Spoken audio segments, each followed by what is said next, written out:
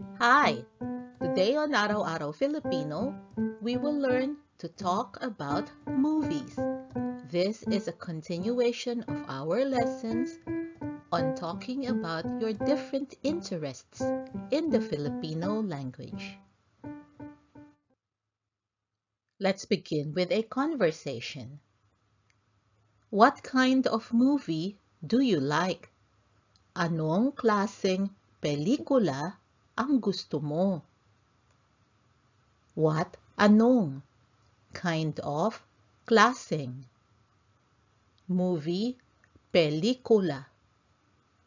Do like, gusto. You, mo. I like the funny ones. Gusto ko ang mga nakakatawa. Ko, I, like, gusto. The, ang. Funny ones, mga nakakatawa. I am fond of scary ones. Mahilig ako sa mga nakakatakot. I am, ako. Fond, mahilig. Of, sa. Scary ones, mga nakakatakot. That conversation showed us some words or mga salita to describe how movies can make us feel or act. There are movies that are funny, makes you laugh, nakakatawa. In our previous lesson, we learned that to form the words to describe how something makes us feel or act, we use the prefix nakaka plus the root word. Here, laugh is tawa. Some movies are scary, makes you afraid or fearful. Nakakatakot. Takot is fear. Makes you sad. Nakakalungkot. Lungkot is sad. Makes you cry. Nakakaiyak. Iyak, cry. And some movies surprise you. Nakakagulat. Gulat is surprise. Whenever we see a movie, we like to share that or talk about it with our friends. Here is an example. I watched a movie or I saw a movie. Nanood ako ng pelikula. Ako. Watched, nanood. Movie, pelikula. What did you watch? Anong pinanood mo? What, anong? Did watch, pinanood. You, mo. I saw the Inn. Pinanood ko ang The Inn. I, ko. Saw or watch, pinanood. I watched that already. Napanood ko na iyan. I watched, napanood ko. That, iyan. Already, na.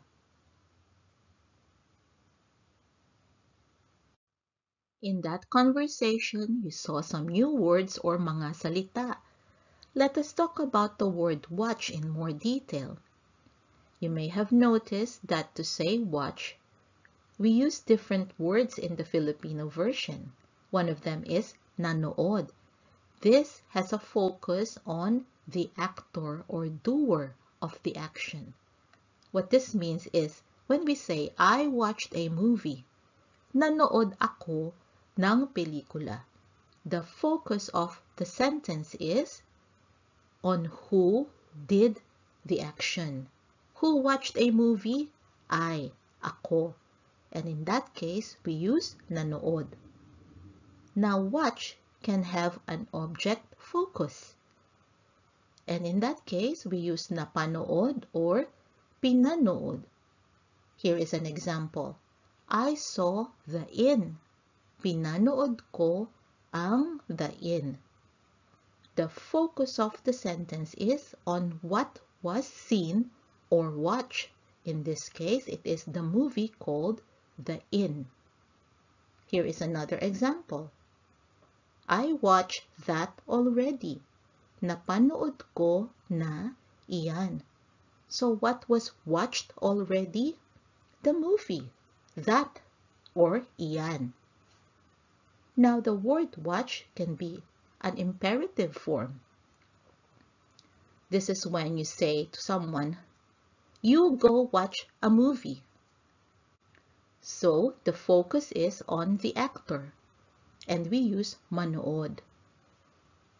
Another version of watch in the imperative form is object-focused. When we say, watch that particular movie, we will use panoorin. Now, you see that letter R? Our root word is nood, which ends with a D. But we said panoorin, we replace the D with an R. Sometimes in Filipino, we replace the D with an R to make it easier for us to say it. It is smoother to say panoorin than panoodin. Now we have lessons on verbs, action words that explains all of this in more detail, and I will put the link in the description below. When we talk about movies, it is common for us to talk about how good or bad it is. To ask, is it good? Maganda ba siya? It, siya. Siya is actually a personal pronoun in Filipino for he or she, but we also use it for objects. Good, maganda. In Filipino, maganda is actually beautiful. But whenever we ask, is something good, we use the word maganda.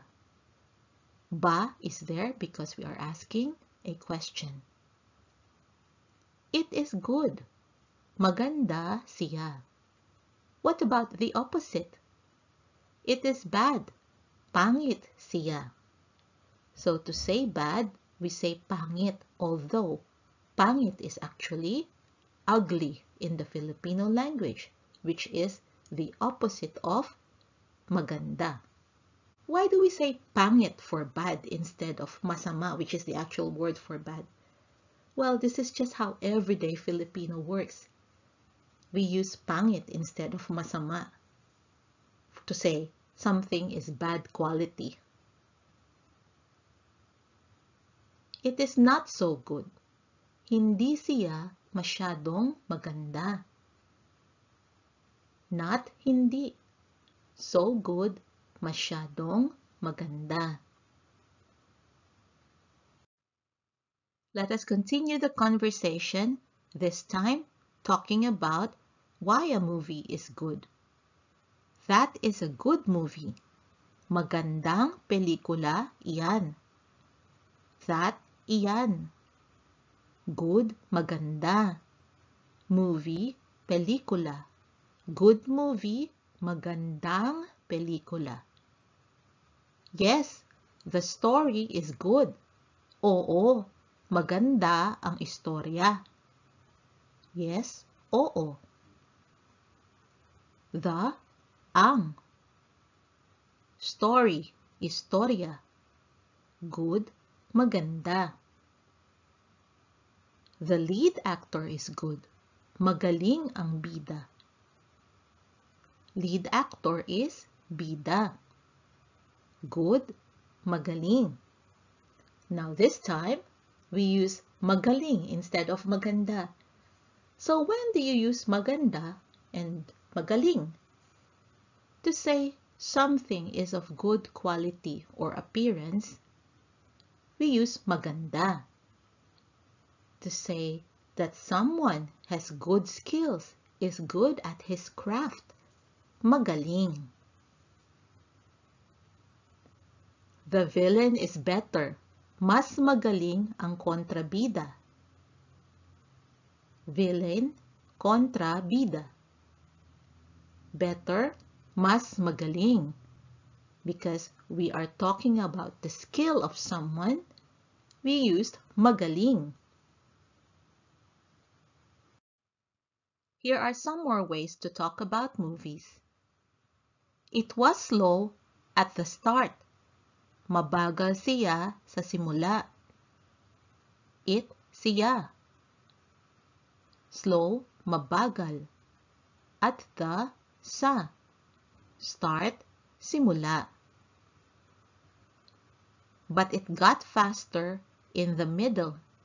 Pero, bumilis siya sa gitna. But, pero. Got faster, bumilis. In the, sa. Middle, gitna. Its ending is beautiful. Maganda ang wakas niya. It's, niya. This is the possessive form of siya. Ending, wakas. And beautiful, maganda. Let us round up the conversation in this lesson with an invitation to go to see a movie. Do you want to go see a movie or do you want to go to see a movie? Gusto mong manood ng sine? Do you want, gusto mong, to go see, manood? Movie, sine. Sine is another word for movie. See a movie, manood ng sine. Okay, let us go see a movie. Sige, manood tayo ng pelikula.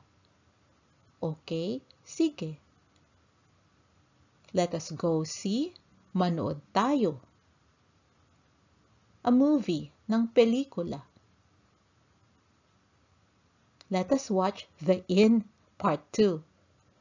Panoorin natin ang The Inn Part 2. Let us watch, panoorin natin. And the object of that action is the movie called The Inn Part 2.